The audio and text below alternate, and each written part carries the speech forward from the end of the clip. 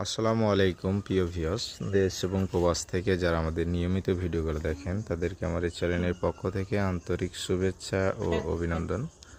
তো আমাদের এবারই কাজটি শেষ হয়ে গেল। এপাশে আপনার একটি বেলকুনি আছে, বা এই যে এই পাশে একটি বেলকুনি আছে। তো আমরা উপরেও পিলারের দুইটি কাজ করছি, এখনও মানে কনস্ট্রাকশনের কাজগুলো কমপ্লিট হয় নাই, তার কারণে বাইরে থেকে ভিডিওটি করা গেল না।